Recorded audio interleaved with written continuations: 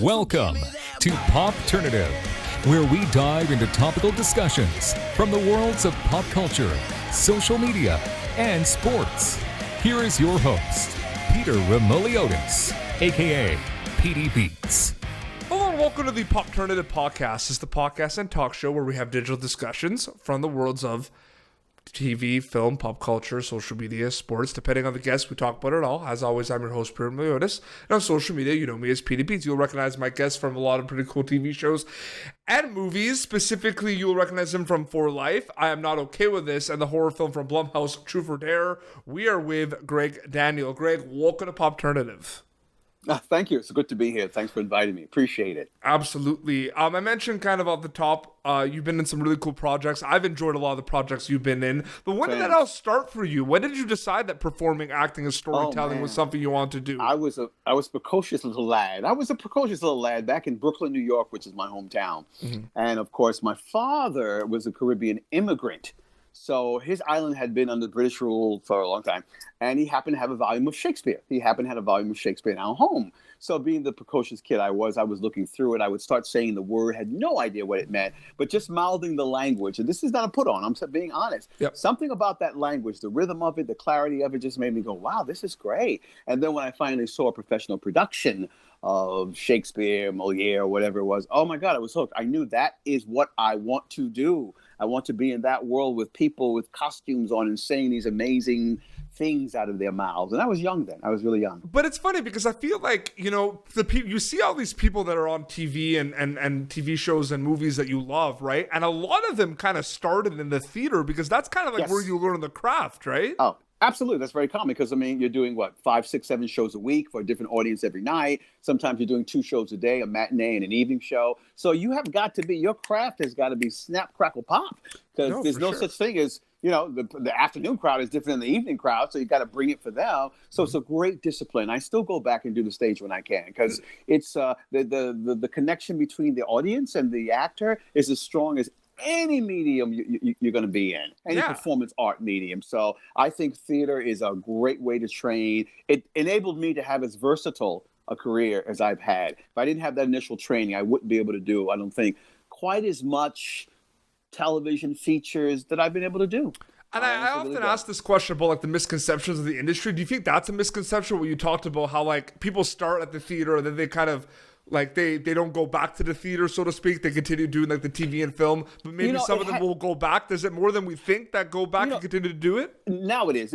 Like in terms of like Marlon Brando's time, I mean, you went to film, you stayed in film. But because there's so many platforms now and there's so much digital medium and that now, oh my God, on Broadway, sometimes it's filled with nothing but actors who have come back to the theater, who started there, made their hit features or television, and they come back. I mean, every time I go into New York now, I'm seeing a show that last show Daniel Craig was in, and it's just amazing. So no, I think the actors need that surge. They need that connection, and now it's much more possible for them.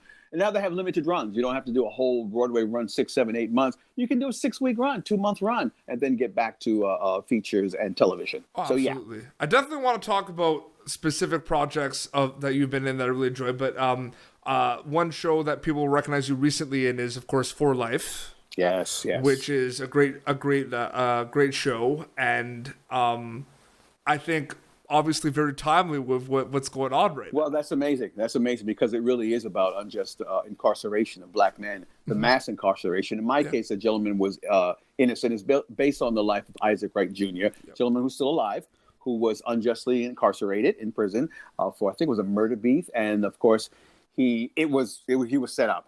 And he was able to educate himself as a lawyer. He started representing other inmates in the prison. Yeah. And eventually he won his own freedom. They overturned the conviction. But it also, I wanted to shed light on just America, USA right now, we have the largest prison population in the world.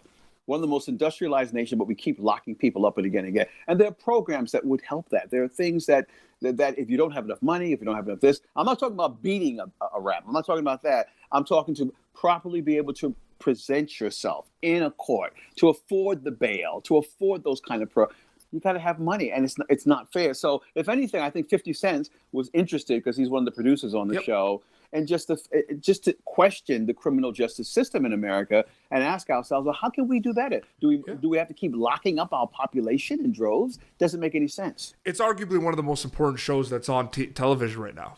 I agree, and it's inspiring. Again, I was. And even going in prison, obviously I was acting, but we shot in prisons, we shot in jails, and I can see how dehumanizing it is. I mean, that's just the makeup of a cell and how small it is. I can see, rather than preparing people to come out and enter into society to be an addition to society, not a menace to society, just the whole prison industrial complex is made to keep people in there. And the recidivism rate by the time you come out, because there's no job you're going to get, you're barely going to be able to live anywhere. They wound up doing something again, some crime, and getting back. So we have to break that cycle. We have to break that cycle of locking up all our citizens. We have to. That's why this movement now is happening. And we'll talk about it more. But yeah, the show coincides the timing of the show is impeccable right now.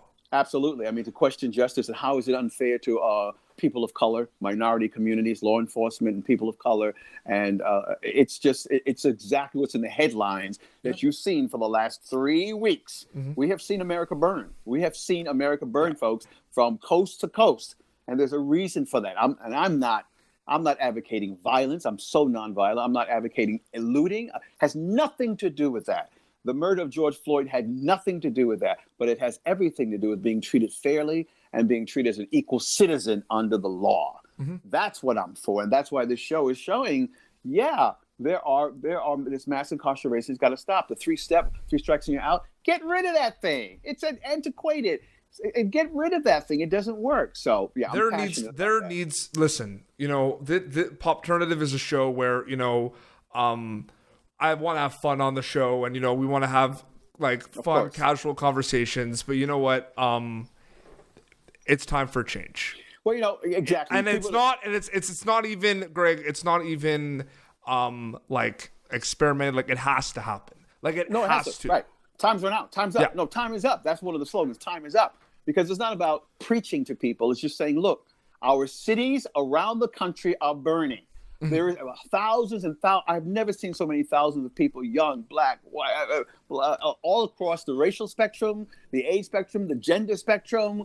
They're all out there protesting. So there's something that's caught on now that I think is different than any other movement I've seen. And I'm so pleased for it. I am. For sure.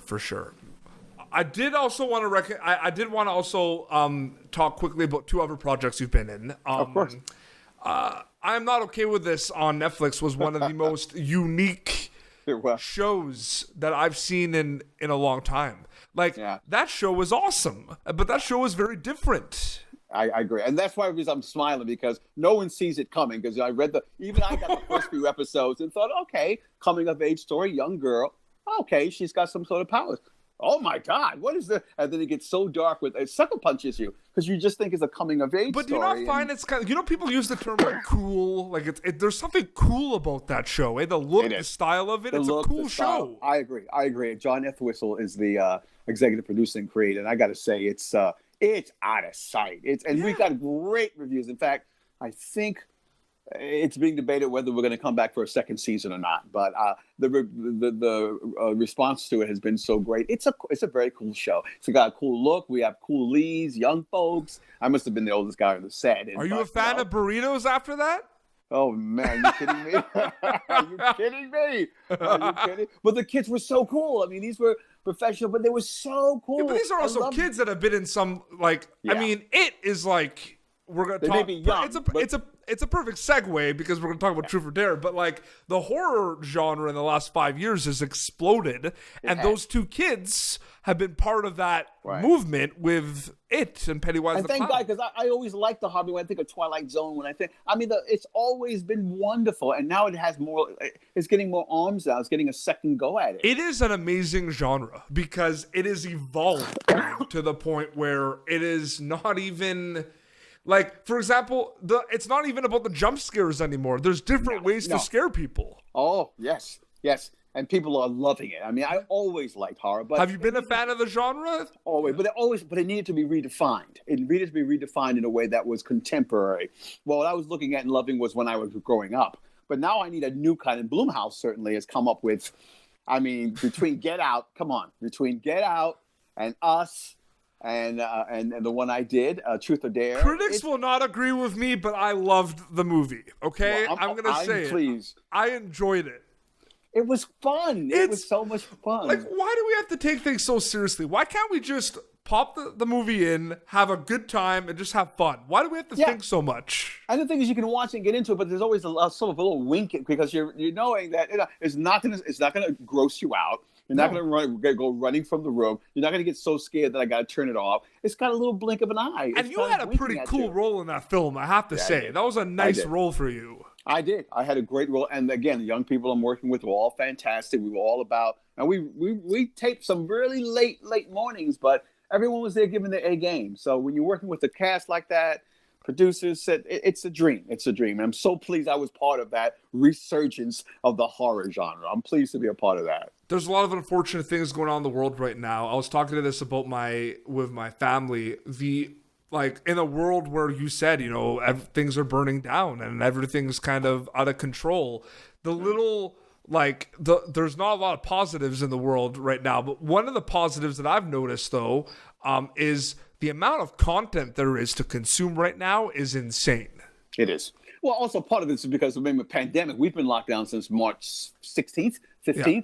I mean, people have been home. They follow shelter in place. Yeah, stay at home. So we need content. We need content to spill and even now that the cities are reopening, it's still in phases, if you know what I mean. But I'm just a big fan. Okay, there's many reasons why certain shows and movies, Greg, I think hit stride with people. But for me, it's unbelievable what these directors of cinematography are doing these days, man. Oh, the DPs are just out of come on. Yeah, the DPs and the equipment some of the things that they're doing, the DPs, is so imaginative, I'm not okay with this. That looked unbelievable. Yeah, it was I believe it was a Canadian DP. I forget his name. He's a wonderful guy. Oh my goodness, what he could create, the look, because we connect here first. And if that's delicious and keeps you enthralled, you're in it. And the DPs are doing they're doing some fantastic work. Is it safe to say that they're like the unsung heroes a little bit? Yeah. Especially if you have a director and DP working close together, because the DP can intuit what the director wants. The director usually chooses his DP because he's had a relationship with him or her. They've worked together on several projects, maybe even when they were a student or something starting out. So by the time they reach a part where they're doing a feature film, these guys or girls or guy and girl, I mean, they're in tandem. So between the two of them, a director and a DP, it can make or break a movie. Absolutely. And the simpatico they have between each other, and it translates onto the screen, as you're saying. It really translates onto the screen, that chemistry. Absolutely. Well, Greg, thank you so much for coming on Popternative. Oh, my God, I enjoyed it. I really did. Absolutely. You're a guest. The floor is yours right now to say what you want to say, and where can people follow you on social media? Well, I think we will get out of this. I know we're going to get out of this pandemic, but we're only going to do it if we care for each other. Please, guys, practice social distancing, wear a mask. I mean, this is going to go down in history, but we can care for each other, but we have to be on top of it. On Instagram, I am at official Gregg Daniel, and you spell that name Gregg Daniel. On Twitter, I'm at real Gregg Daniel, spell the name the same way. And finally, I have a Facebook page, a fan page called at actor Gregg Daniel. And they can watch some of your work. I mean, I'm Not Okay With This is on Netflix, so they can watch season 1 right now. All 8 episodes, that's right. And hope and pray we get another season because folks want to see what's going to happen. And we're going to watch For Life. What if you go to ABC's website, you should be able to pull it up on there because even though we stopped airing now, we did all the episodes. Go to ABC's website and you can pull up For Life. It's really a finely done show in a time that we need this kind of reminder. Absolutely. Yeah. Well, thank you so much for doing this interview. My pleasure. It was a pleasure to be here. You stay safe too, sir. I will. Thank you so much. Well, this has been Popternative, youtube.com/Popternative for previous episodes. And until next time, this is Gregg Daniel and Petey Beats signing off. Take care, folks. Thank you for tuning in to Popternative. Make sure to check out our past episodes of Popternative on YouTube.